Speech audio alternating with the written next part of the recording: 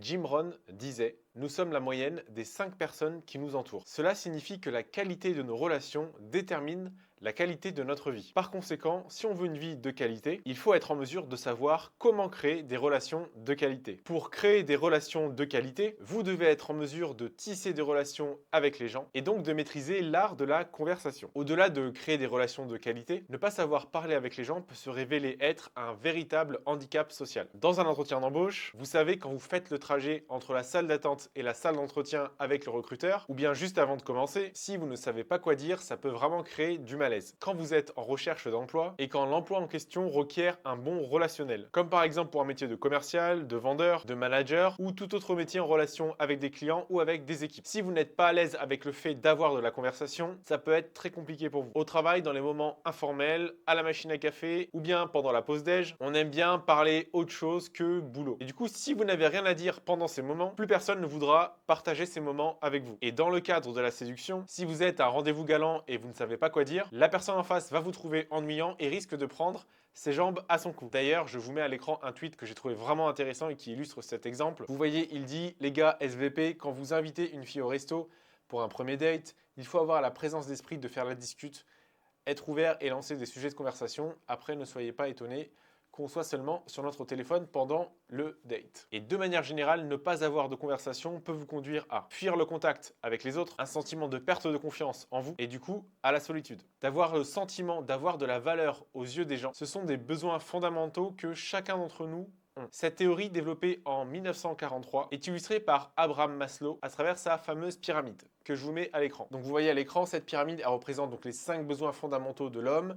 Le premier, c'est les besoins physiologiques, les besoins de sécurité, ensuite les besoins d'appartenance, les besoins d'estime et les besoins de s'accomplir. Et on voit en fait que pour combler les besoins 3 et 4, on a vraiment besoin des autres pour le faire. Donc ça démontre bien que avoir de la conversation, c'est quelque chose de vital pour nous. Dans cette vidéo, je vais donc vous dévoiler le fruit de mes recherches et de mon expérience personnelle pour vous dévoiler les clés pour avoir de la conversation, pour savoir quoi dire en tout temps et pour devenir un véritable aimant à personne. Déjà, dans un premier temps, je vais vous partager tout ce qu'il ne faut pas faire. Ainsi, vous allez éviter certaines erreurs fatales. La première chose à ne pas faire, c'est de se mettre trop la pression pour avoir des choses forcément intéressantes à dire. On va voir plus loin que avoir une bonne conversation n'est pas toujours lié à la profondeur de ce que vous allez dire ou au degré d'intelligence que vous allez dégager. Le problème avec le fait de se mettre la pression, c'est que vous allez tellement chercher à dire quelque chose de fabuleux que finalement vous n'allez pas trouver quoi dire. Il y aura donc des blancs dans la conversation, ça va vous stresser, les gens autour de vous vont le voir et ça va encore davantage vous stresser. Et c'est ce qui peut arriver à certains d'entre vous, notamment dans le cadre de la séduction. Vous voulez tellement être extraordinaire, surprenant, différent des autres, que finalement vous allez stresser, vous mettre la pression et ne rien avoir à dire. Et du coup, faire capoter le rendez-vous. Et en plus, ça enlèvera aussi tout le côté spontané et naturel. La deuxième erreur fatale, c'est de trop parler de soi et de ne pas écouter les autres. Alors personnellement, je connais des gens dans mon entourage qui sont comme ça. Et franchement, c'est juste insupportable d'être avec des gens comme ça. En fait, vous ne pouvez même pas en placer une. Et quand vous parlez avec ces gens-là, ça vous donne l'impression en fait que vous n'existez pas. Et moi, clairement, je fuis ce genre de personnes. Ne soyez pas comme ça. Vous verrez qu'une bonne conversation, c'est un bon équilibre entre le fait de parler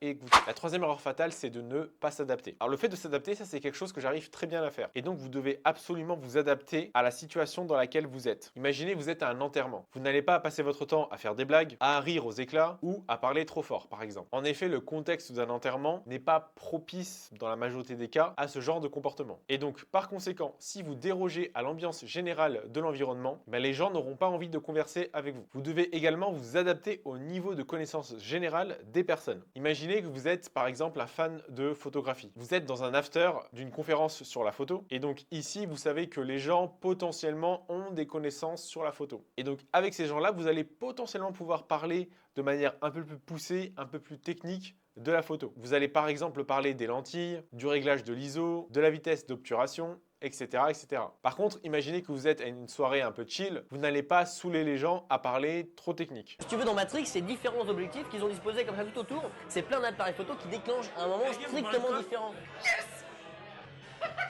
Alors c'est marrant parce que les objectifs finalement déclenchent à un moment. Peut-être que vous pouvez dire, c'est que par exemple, vous aimez bien, je sais pas, photographier les oiseaux parce que ça symbolise la liberté et puis que c'est mignon. La quatrième chose à ne pas faire, c'est de donner trop de détails. En fait, il y a des gens, quand ils parlent, ils sont hyper précis, c'est-à-dire qu'ils vont préciser à chaque fois le lieu, la date, les personnes qui étaient présentes, ce qu'ils ont fait avant, ce qu'ils ont fait après, on s'en fiche. Surtout si vous ne connaissez pas encore les personnes et surtout si on ne vous demande pas de détailler. Ensuite, à mon sens, il y a certains sujets à ne jamais aborder. Et pour moi, j'en citerai deux, c'est la politique et la religion. Alors pour moi, la politique, c'est vraiment un sujet qui divise énormément et je trouve que c'est très risqué d'en parler. Vous savez comme moi que les gens sont capables d'aller brûler des voitures, de casser des vitrines de magasins, de voler, de bloquer des routes, juste parce qu'il y a une décision politique qui a été prise et avec laquelle ils ne sont pas d'accord. Et donc c'est pareil pour la religion. Ce sont des sujets qui sont vraiment polarisants et qui peuvent relever de l'intimité. C'est pour ça que du coup les gens sont aussi virulents avec ça. Je vous invite donc à ne pas aborder ces deux sujets. Sixième erreur à ne pas faire, c'est de trop juger. Si vous voulez que les gens aiment parler avec vous, vous devez être ouvert d'esprit et ne pas juger trop vite les gens qui n'ont pas les mêmes avis que vous. Imaginez par exemple, vous parlez à quelqu'un qui est vegan et vous mangez de tout et vous dites les gens qui sont véganes c'est vraiment de la merde. Vous allez offenser les gens qui sont donc véganes ou même d'autres personnes qui ne sont pas véganes mais qui ont des amis qui sont véganes. Et donc les gens risquent de ne pas vouloir parler avec vous. Et surtout ne donnez pas votre avis sur les choses si on ne vous le demande pas. Dernière erreur fatale à mon sens, c'est le fait d'être trop susceptible. Si vous réagissez au quart de tour dès qu'on vous dit quelque chose avec lequel vous n'êtes pas d'accord, et ben les gens vont vous dire ah bah avec toi on peut pas discuter. Et du coup ce genre de situation peut arriver si vous n'avez pas écouté mes précédents conseils, à savoir par exemple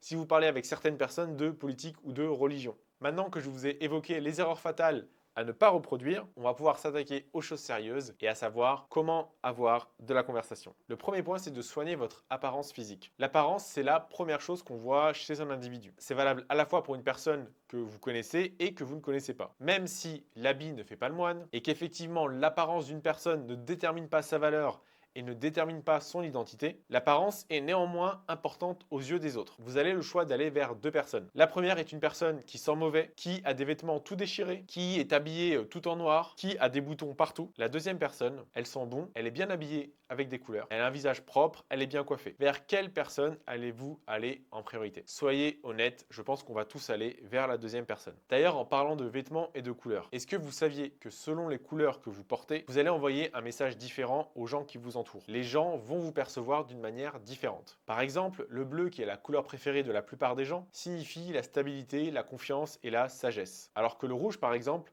représente la passion, le pouvoir et attire beaucoup plus l'œil. Si vous voulez en savoir plus sur la signification des couleurs, je vous mets en fiche une vidéo, vous la retrouverez également en description, ça peut vous être utile pour votre apparence. Prenez soin de votre apparence en toutes circonstances, ça ne pourra que vous aider pour que les gens viennent vers vous et reste parler avec vous. Il y a même une étude aux États-Unis, bien qu'elle a été faite sur un petit nombre de personnes, qui montre que les gens qui ont une belle apparence et qui sont traînés devant la justice ont tendance à moins être déclarés coupables et reçoivent des peines moins sévères que les autres. Comme quoi, avoir une bonne apparence, ça peut aider. Le deuxième point, c'est de soigner votre body language. Le body language, c'est la communication non verbale. C'est-à-dire que sans parler, on dégage quelque chose, un message, une impression, des sentiments autour de nous. Dans l'art de la conversation, le body language est très important. Je vous mets un tweet à l'écran qui illustre très bien ça, c'est en anglais. The art of body language is underrated. There is so much to learn without even speaking. Predict future behavior, gauging interest levels, detecting deceit and fraud. Et en français, ça donne l'art du langage corporel est sous-estimé. Il y a tellement à apprendre sans même parler. Prédire le futur comportement de la personne, estimer les niveaux d'intérêt, détecter les tromperies et les fraudes. Le premier aspect du body language qui est important de travailler, ça va être votre regard et votre sourire. Un des moyens pour faire en sorte que les gens viennent vers vous et restent converser avec vous, c'est tout simplement de les regarder. Quand vous regardez quelqu'un, la personne va le sentir et du coup, elle va potentiellement vous regarder en retour. Et si vous y ajoutez à ce regard un joli sourire, vous aurez probablement un sourire en retour. Le sourire, c'est très important parce que si vous regardez la personne en étant fâché ou en lançant un mauvais regard, soit la personne n'aura pas envie de venir vers vous, soit elle va venir vers vous mais de manière agressive. Dans le livre Comment se faire des amis et influencer les autres de Dale Carnegie, un ouvrage très intéressant qui vient en complément de cette vidéo, l'auteur dit « Les actes en disent plus que les paroles. Le sourire dit « Vous me plaisez, je suis content de vous voir. Votre présence me rend heureux. » Le deuxième point dans le body language, c'est votre posture. La posture, c'est la manière dont nous nous tenons. Comme tout élément du body language, selon la posture que vous allez adopter, vous allez faire passer un message différent. Par exemple, imaginez que vous êtes dans une conversation autour d'une table. Donc vous voyez par exemple, si vous vous penchez trop en avant comme ça, vers la personne, ça va montrer que vous avez de l'intérêt pour la personne et ou pour la conversation. Attention cependant à ne pas trop vous pencher en avant parce que ça peut montrer que vous êtes trop en demande. Et ça peut également gêner l'autre parce que si vous êtes trop près de lui, ça peut être gênant. Si à l'inverse vous êtes trop en arrière et trop loin de la personne, ça peut montrer que vous voulez mettre de la distance avec la personne et du coup c'est pas un signe très encourageant pour que la personne reste parler avec vous. Et par exemple si vous êtes affalé sur votre chaise et que vous regardez en l'air pendant que la personne vous parle, et ben ça peut vouloir dire que vous vous en fichez. Il y a autre chose au niveau de la posture qui est très important. Ça va être la position de vos épaules par rapport à la personne qui vous parle. Par exemple, comme sur la vidéo actuellement, si vos épaules sont alignées avec la personne qui vous parle, ça va montrer que vous êtes bien présent dans la conversation et que vous êtes intéressé par la personne et ou par la conversation. Et donc plus vos épaules vont être en décalage par rapport à la personne, donc on considère que la personne, vous voyez, c'est la caméra, et bien en fait, moins ça va montrer d'intérêt. Parce que si vous parlez à quelqu'un, et vous voyez, un exemple tout bête, si quelqu'un vous parle et qu'il est de dos, bon là c'est vraiment abusé, bah, ça montre vraiment qu'il s'en fiche. Et vous voyez, pareil, si vous me parlez et moi je vous réponds comme ça, ah ouais, bah en fait c'est un manque de respect et ça montre que vous n'êtes pas présent dans la conversation. Et du coup, ce genre d'attitude peut offenser l'autre. Un autre point qui est important avec le body language, c'est de parler avec ses mains. Alors, la base pour qu'une conversation se passe bien, c'est que vous puissiez vous faire comprendre. Et vous voyez par exemple, quand vous êtes dans la rue et qu'une personne qui ne parle pas très bien français vous interpelle pour trouver son chemin, et bien souvent vous allez lui indiquer les directions avec les mains en lui disant voilà, c'est tout droit, après vous allez à droite, etc., etc. Et donc, utiliser vos mains, c'est un moyen de mieux vous faire comprendre et donc de mieux communiquer. Je vous conseille donc dans votre body language d'utiliser les mains quand vous parlez. Et d'ailleurs, petite parenthèse pour les gens qui me suivent depuis le début, vous voyez que sur mes premières vidéos, je ne montrais pas mes mains et je trouvais que ça faisait moins bien en fait. Et maintenant en fait, je fais en sorte que vous voyez mes mains parce que je trouve que le message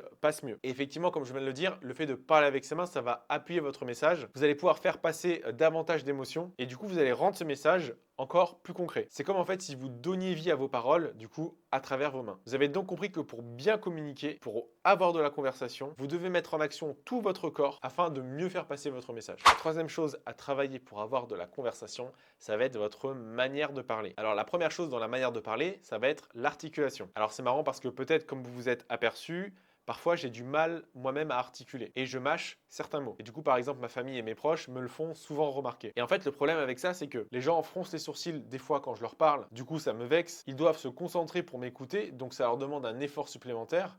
Ils me demandent de répéter et ça m'énerve de me répéter. Et donc le fait de ne pas articuler, ça peut vous agacer vous et votre interlocuteur. Votre interlocuteur. Si vous avez des problèmes d'articulation, comme moi parfois, essayez de parler plus lentement. Vous allez mieux articuler. Les gens vont avoir plus de temps pour digérer ce que vous leur dites et parler doucement est un trait du charisme. Ça montre de l'assurance dans ce que vous dites. Deuxième chose à laquelle il faut faire attention dans votre manière de parler, ça va être les mots que vous allez utiliser. Vous savez qu'un seul mot dans une conversation peut changer toute la conversation. Un mot de travers peut être mal interprété et peut offenser votre interlocuteur. Vous devez donc être capable de bien choisir vos mots pour exprimer vos idées, c'est très important. Le but, encore une fois, d'une conversation, c'est de bien se faire comprendre. Vous devez donc utiliser des mots justes. C'est-à-dire que vous ne devez pas utiliser des mots compliqués pour des choses simples, et des mots simples pour des choses compliquées. Et quelque chose qui fonctionne très bien, c'est d'adapter le vocabulaire à la personne à laquelle vous parlez. Par exemple, vous n'allez pas utiliser les mêmes mots quand vous vous adressez à votre patron qu'à votre enfant. Par exemple, pour ma part,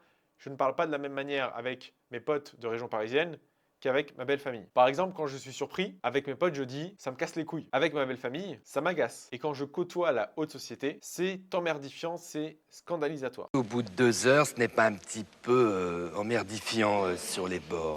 Non, pas du tout. Non.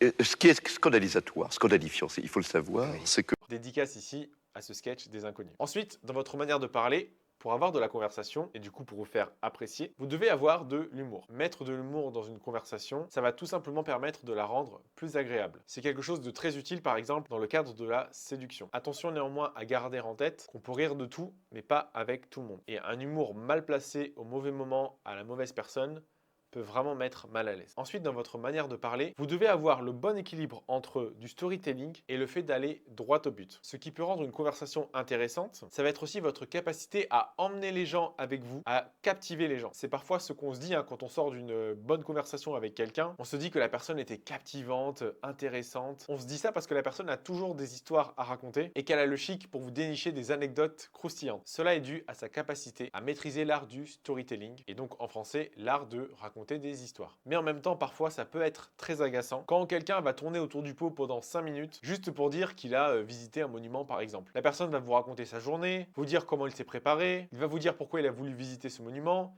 quelle est l'histoire du monument, etc., etc. Donc je pense qu'il faut trouver un juste milieu entre du storytelling et le fait d'aller droit au but. À mon sens, avec les personnes que vous venez de rencontrer, je vous invite à privilégier plutôt le aller droit au but et à ensuite développer si on vous y invite ou si vous estimez que c'est nécessaire. Le but n'est pas d'emmerdifier les gens. Un autre point de votre manière de parler à laquelle il faut faire attention, c'est le volume de votre voix. C'est comme pour les mots, à mon sens, il faut adapter le volume de sa voix par rapport à la situation. Encore une fois, selon moi, le volume de votre voix peut avoir différentes significations. Si vous parlez doucement, ça peut signifier que vous n'êtes pas sûr de vos propos et donc vous n'êtes pas sûr de vous, et ça peut montrer un manque de confiance en soi. Ça peut être aussi utilisé quand vous voulez faire une confidence à une personne, par exemple quand vous chuchotez. Et faites aussi attention à ne pas parler trop doucement parce que c'est comme pour l'articulation, on risque de vous faire répéter. Ça va vous énerver et ça va énerver les autres. Et à l'inverse, si vous parlez fort, ça peut signifier que vous avez de l'assurance, vous assumez vos propos et c'est judicieux à faire si vous êtes dans un endroit où il y a un bruit ambiant et qu'il y a plusieurs personnes, donc vous devez naturellement augmenter le volume de votre voix. Ça peut être aussi vu comme un manque de respect. Par exemple, si vous êtes dans un environnement où le calme est de rigueur, par exemple dans une bibliothèque, et faites aussi attention à ne pas parler trop fort parce que ça peut aussi casser les oreilles de votre interlocuteur et ça peut aussi indiquer une certaine agressivité. Et un conseil que je peux vous donner, c'est de demander à vos amis, à vos proches, ce qu'ils pensent de votre voix. Regardez la réaction des gens quand vous leur parlez. Est-ce qu'ils froncent les sourcils, par exemple, comme pour moi parfois? Est-ce qu'on vous fait répéter souvent les choses? Et vous allez voir que moduler le volume et le ton de votre voix, ça peut vous être utile quand vous posez des questions et c'est le point d'après. Alors, à mon sens, c'est une des meilleures techniques pour avoir de la conversation. C'est de savoir poser des questions. Alors pour ma part, on m'a toujours dit que j'avais un bon relationnel avec les gens et de manière générale, je suis plutôt apprécié des gens, donc j'imagine que les gens aiment bien parler avec moi. Et en fait, quand j'y pense, je me repose beaucoup plus sur le fait de poser des questions aux gens plutôt que de parler. Alors, quels sont les avantages de poser des questions? Vous ne faites pas d'efforts. Vous n'avez pas à parler. Vous conservez le pouvoir sur la conversation car vous l'orientez à votre guise. Vous donnez l'illusion à la personne qu'elle a le pouvoir. Les gens pensent qu'avoir la parole, c'est avoir le pouvoir. C'est pour ça qu'il y a des gens qui passent leur temps à parler pour se mettre en avant, alors que c'est faux. Parce que si vous parlez, vous vous exposez, vous révélez des informations. Les gens adorent parler d'eux-mêmes et en posant des questions, vous allez leur rendre service et ils vont être contents. Vous donnez de l'importance à la personne. Vous allez en apprendre plus sur elle ou sur un sujet si vous demandez conseil par exemple. Gautama Buddha disait « If your mouth is open, you're not learning ». Si votre bouche est ouverte, vous n'apprenez pas. Vous devez poser des questions ouvertes et non des questions fermées. Pour rappel, une question fermée, c'est une question à laquelle vous ne pouvez répondre que par oui ou par non. Et une question ouverte, c'est une question qui va commencer par quoi, qui, où, comment, pourquoi. Exemple, question fermée. As-tu aimé ce film? Question ouverte. Qu'as-tu pensé de ce film? Question fermée. Ça va? Question ouverte. Comment tu te sens? En fait, la question ouverte, elle va pousser l'interlocuteur à développer ses propos, à aller plus loin. Et donc, naturellement, il y aura plus de conversation. Et comme la personne va devoir développer ses propos, elle va devoir plus parler et donc elle va plus apprécier, comme la plupart des gens aiment avoir la parole. Et par conséquent, les questions vont répondre à un des piliers fondamentaux pour tisser des relations humaines, c'est celui de s'intéresser aux autres. Si vous ne vous intéressez pas sincèrement aux autres, vous ne pourrez pas construire de connexion et de relations avec les autres. Poser des questions aux gens, ça va montrer que vous vous intéressez à eux. Si vous voulez en savoir plus sur la puissance des questions, je vous invite à lire le livre « Ne coupez jamais la poire en deux » de Chris Voss. Et donc Chris Voss, c'est un ancien négociateur du FBI qui partage ses techniques de négociation dans ce livre. Et donc dans ce livre, il insiste énormément sur l'importance des questions dans le cadre d'une négociation, mais aussi dans la vie de tous les jours. Parce que finalement, si on y réfléchit bien, on négocie un peu tous les jours avec tous les gens qui nous entourent. Et donc je vous invite vraiment à lire ce livre parce qu'il va vraiment compléter toute cette thématique de la conversation. Alors une autre astuce à mettre en place après les questions, ça va être vraiment de savoir écouter activement. Une bonne conversation requiert un bon équilibre entre parler et écouter. Quand vous allez poser une question à quelqu'un, la personne elle va donc répondre. Et à ce moment-là, vous devez être en mesure d'écouter activement ce que la personne dit. J'ai déjà parlé en détail de ce qu'était l'écoute active dans ma vidéo sur la séduction, je vous la mettrai en description. Comme quoi, vous voyez que c'est une technique finalement passe-partout. The art of conversation is the art of hearing as well as being heard. Traduction, l'art de la conversation est à la fois l'art d'écouter et l'art d'être entendu. Quand une personne va se sentir écoutée, elle va se sentir en confiance,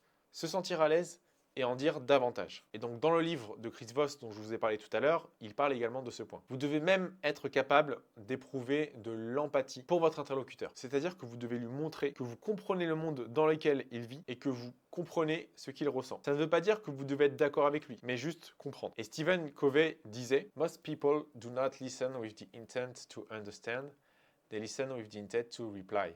La plupart des gens n'écoutent pas avec l'intention de comprendre, ils écoutent dans le but de répondre. Donc se sentir écouté, c'est déjà très bien, mais se sentir compris et non jugé, c'est encore mieux. Après avoir posé des questions, écouté activement, il va falloir être capable de rebondir pour que la conversation continue. Donc l'idée ici, ça va être d'être capable de rebondir à ce que la personne a dit, mais toujours en faisant en sorte que ça soit elle qui parle. Et donc, je vais vous donner quelques techniques pour savoir rebondir quand quelqu'un vous dit quelque chose. La première technique, c'est la reformulation. Vous allez donc utiliser ce que la personne vous a dit et tout simplement la reformuler, la résumer en utilisant des mots différents. Et donc, vous pouvez commencer cette phrase en disant « Si je comprends bien ce que tu m'as dit, ça veut dire que… » Et donc, en faisant ça, vous montrez encore une fois que vous écoutez, vous suivez la conversation, vous avez compris, vous encouragez encore une fois la personne à parler et à poursuivre. La deuxième technique, c'est la technique du miroir. Vous allez utiliser les 3 à 5 derniers mots que la personne vous a dit et vous allez utiliser le ton de votre voix. Par exemple, la personne vous dit « Hier, elle n'a pas répondu à mes appels et ça m'a mis en colère. » Donc, premier type de réponse avec une inflexion haute. Ça t'a mis en colère? Le message que vous passez ici, c'est « Dis-moi en plus, développe ton point. » Le deuxième type de miroir que vous pouvez faire, c'est « Ça t'a mis en colère. » Donc, avec une inflexion basse, le message que vous passez, c'est « J'ai compris, j'ai entendu ton message, j'ai pris note. » Et du coup, ce qui est génial avec cette technique, peu importe l'inflexion haute ou l'inflexion basse que vous allez prendre, c'est que vous pouvez l'utiliser tout le temps. Quand vous ne savez pas quoi dire, ça fonctionne. Vous utilisez les propres mots de la personne et donc vous restez dans son langage. Ça va la pousser à en dire plus et à se sentir à l'aise. Et vous voyez, tout à l'heure, je disais que je pouvais changer de mots selon la personne à laquelle je parlais. Et donc, vous voyez ici, vous n'avez pas besoin de réfléchir parce que vous utilisez les mots de la personne. Et dernière chose pour apprendre à rebondir, ça va être d'utiliser les silences. Alors, on peut se dire qu'avoir de la conversation et le silence, c'est deux choses qui sont contradictoires. Laissez-moi vous expliquer. Le silence, ça peut avoir plein d'effets. Vous pouvez utiliser le silence quand quelqu'un termine une phrase. En ne disant rien, la personne va se sentir mal à l'aise et elle va donc essayer de combler ce silence et elle va donc continuer de parler. Il y a différents types de silence. Le silence pour approuver, le silence pour condamner, le silence pour se moquer et le silence respectueux. Et la personne qui parle de ces différents types de silence, c'est le duc François de la Rochefoucauld, un écrivain du XVIIe siècle, dans son ouvrage Maximes et réflexions, que je vous invite à lire. Jusque-là, je vous ai partagé des techniques pour utiliser ce que la personne avait à vous dire. Donc effectivement, à un moment donné, il va bien falloir que vous parliez pour vraiment apporter de la valeur et apporter une touche personnelle. On va donc parler maintenant des sujets de conversation à aborder. Alors pour trouver des sujets de conversation, vous pouvez tout d'abord utiliser l'endroit où vous êtes. Ça peut être utile par exemple dans le cadre d'un entretien d'embauche, pendant le fameux trajet entre la salle d'attente et la salle d'entretien. Vous pouvez parler des locaux de l'entreprise, vous dire que c'est joli, qu'il y a de la verdure, que c'est grand, que c'est moderne, etc., etc. Vous pouvez également utiliser l'activité du moment, ce qui est en train de se passer. Imaginez vous êtes en date avec quelqu'un, rendez-vous galant, vous êtes dans un restaurant. Et vous pouvez tout simplement parler de ce que vous êtes en train de manger. Vous pouvez dire que c'est bon. Si vous êtes en train de partager une activité sportive avec des gens, vous pouvez dire que ça fait du bien de se dépenser, etc., etc. Pour trouver des sujets de conversation, vous pouvez aussi tout simplement vous intéresser à la personne. Donc ça, j'en ai parlé auparavant, c'est tout simplement à travers le fait de poser des questions. Et après, si vous n'avez rien à dire, vous pouvez aussi complimenter sincèrement la personne. C'est-à-dire, dites des choses que vous pensez vraiment et ne faites pas de flatterie parce que la personne va s'en apercevoir. Et un compliment sincère, ça fait toujours plaisir. Et ensuite, pour trouver des sujets de conversation, vous pouvez demander conseil. Et en demandant conseil, en demandant l'avis de quelqu'un sur quelque chose, la personne va se sentir honorée d'avoir été sollicitée. Et donc, comme vous lui donnez la parole, la personne va être contente. Pour conclure, finalement, si on y réfléchit bien, qu'est-ce qui va faire qu'on va se dire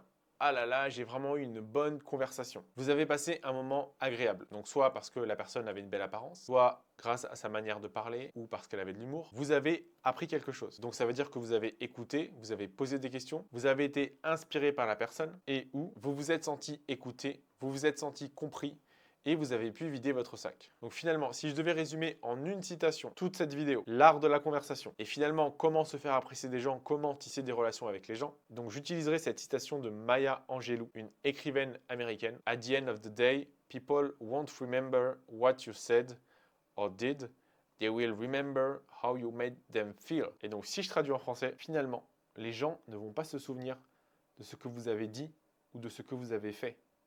Ils vont se souvenir de ce qu'ils ont ressenti avec vous.